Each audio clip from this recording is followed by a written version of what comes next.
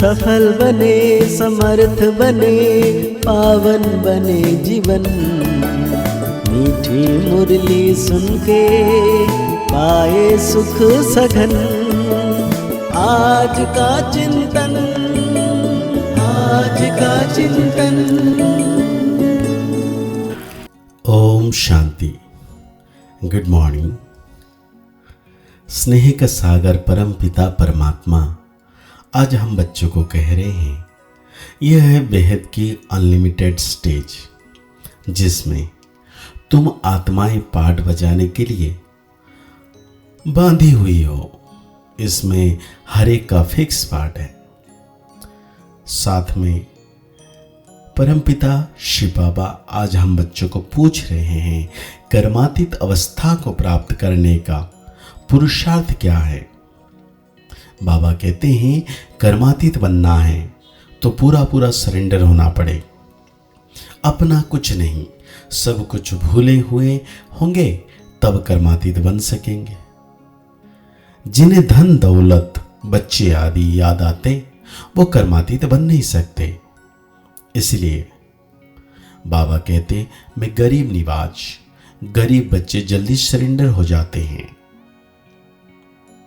गरीब बच्चे जो होते हैं वो पुरुषार्थ भी अच्छा करके आगे बढ़ते हैं। सहज ही सब कुछ भूले हुए एक बाप की याद में रह सकते हैं। तो बाबा ने कहा, साथ में बाबा कह रहे हैं रूहानी बाप बैठ अपने रूहानी बच्चों को समझाते हैं। बच्चों की बुद्धि में जरूर है अब घर जाना है। भक्तों की बुद्धि में ये नहीं रहता। भक्त तो भक्ति करते रहते हैं, उनको थोड़ी है कि घर जाना है। तुम जानते हो यह 84 का चक्र अब पूरा हुआ। यह बहुत बड़ा बेहद का मंडवा अथवा स्टेज है, अनलिमिटेड स्टेज है। इस पुराने मांडवे को छोड़ घर जाना है।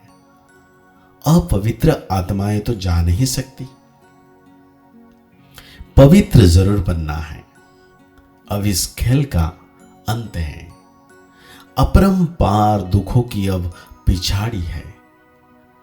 इस समय यह सब माया का पंप है, जिसको मनुष्य स्वर्ग समझते हैं। कितने महल माड़ियां मटरें आदि हैं। इसी को कहा जाता है माया का कंपटीशन। नरक की स्वर्ग के साथ कंपटीशन। अल्पकाल के लिए सुख हो, यह भी माया की लालच ड्रामा अनुसार। कितने ढेर मनुष्य हैं। पहले तो सिर्फ एक आदि सनातन देवी देवता धर्म ही था। अब तो मांडवा फूल भर गया है। अब यह चक्र पूरा होता है सब तम प्रधान। सृष्टि भी तम प्रधान है, फिर स्वतः प्रधान होनी है। सारी सृष्टि नई चाहिए ना, नई से पुरानी, पुरानी से नई। यह तो अनगिनत बार चलता आया है, अनादि खेल है।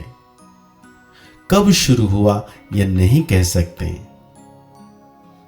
बाप ने यह सुखधाम का मालिक बनाया, बाकी और क्या चाहिए। बाप से जो पाना था पा लिया, बाकी कुछ पाने के लिए रहता नहीं है। तो बाप समझाते हैं, बच्चे तुम ही सबसे जास्ती क्या पतित बने हो। पहले पहले तो तुम ही आए हो पाठ बजाने, तुमको ही पहले जाना पड़ेगा। चक्र है ना, पहले पहले तुम ही माला में पिरोएंगे। यह रुद्र माला है ना, धागे में सारी दुनिया के मनुष्य पिरोए हुए हैं। धागे से निकल परम धाम में चले जाएंगे, फिर ऐसे ही धागे में पिरोए जाएंगे।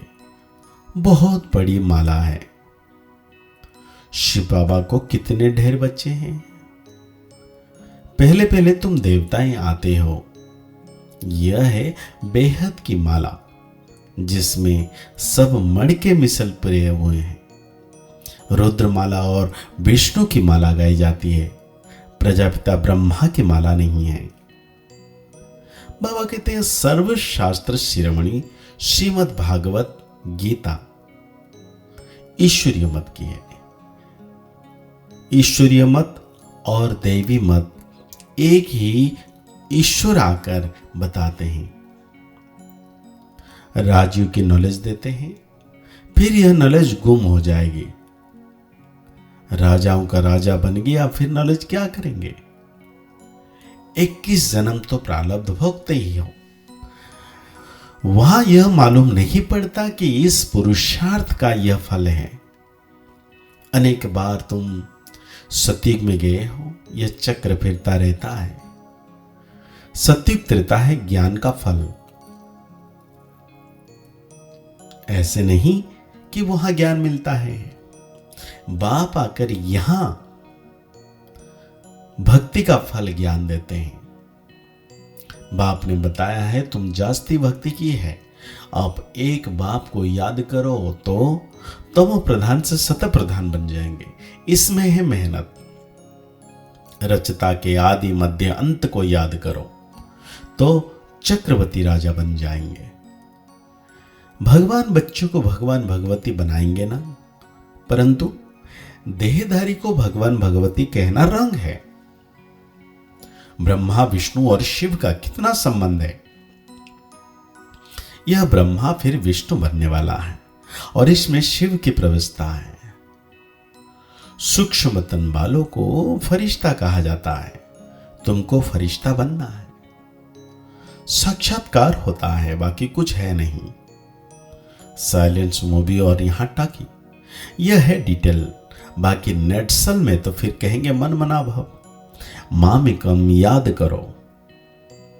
बाबा कहते हैं राजा रानी बनना प्रवृत्ति मार्ग है, वहां है ही सुख। वो तो सुख को मानते ही नहीं। सन्यासी भी करोड़ों के अंदाज में है। उनकी परवरिश व कमाई होती है गृहस्थियों से। एक तो तुमने दान पुण्य में लगाया, फिर पाप का धंधा किया तो पाप आत्मा बन पड़े। तुम बच्चे तो अभी अविनाशी ज्ञान रत्न की लेन देन करते हो। वे धर्मशाला आदि बनवाते हैं तो दूसरे जन्म में अच्छा फल मिलेगा। यह तो है बेहद कहा बाप। यह है डायरेक्ट, वो है इनडायरेक्ट। ईश्वर अर्पणम करते हैं। अब भूख तो दोनों को है नहीं। शिव बाबा तो दाता है, उनको भूख क्या होगी? श्री कृष्ण दाता नहीं, बाप तो सबको देने वाला है, लेने वाला नहीं है। एक देवे 10 पावे। गरीब 2 रुपया देते हैं तो पदम मिल जाते हैं। सुदामा का मिसल। भारत सोने की चिड़िया था ना, बाप ने कितना धनवान बनाया। सोमनाथ के मंदिर में कितना कीचड़ धन था, कितना लूट कर ले गए। बड़े बड़े हीरे जवाहर थे, अब तो देखने में भी नहीं आते, कुट कुट हो गए। फिर से रिपीट होगी हिस्ट्री। तो बाबा कहते हैं यह तो बाप ने दिव्य दृष्टि द्वारा बनवाए हैं। यह चित्र सब श्रीमत से बने हुए हैं। जितने भी चित्र बने ज्ञान मार्ग के, यह सब खलास हो जाएंगे। कुछ भी नाम निशान नहीं रहेगा। इस सृष्टि का ही अंत है। भक्ति की कितनी सामग्री है, यह नहीं रहेगी। नई दुनिया में सब कुछ नया। तुम अनेक बार स्वर्ग के मालिक बने हो, फिर माया ने हराया है। माया विकारों को कहा जाता है, ना कि धन को। तुम बच्चे रावण के जंजीर में आधा कल्प से फंसे हुए थे। रावण है सबसे पुराना दुश्मन। आधा कल्प उनका राज्य चलता है। लाखों वर्ष कह देने से फिर आधा आधा का हिसाब ही नहीं निकलता। कितना फर्क है। तुमको तो बाप ने बताया है सारे कल्प की आयु ही 5000 वर्ष है। 84 लाख यनिया तो है नहीं। यह बड़ा गपोड़ा है। सूर्यवंशी चंद्रवंशी देवी देवता इतने लाखों वर्ष राज्य करते थे क्या? यह बुद्धि का काम नहीं करती। सन्यासी तो समझते हैं अभी अपने को रोंग मान लेवे तो फॉलोअर्स हमको छोड़ देंगे तो क्या होगा।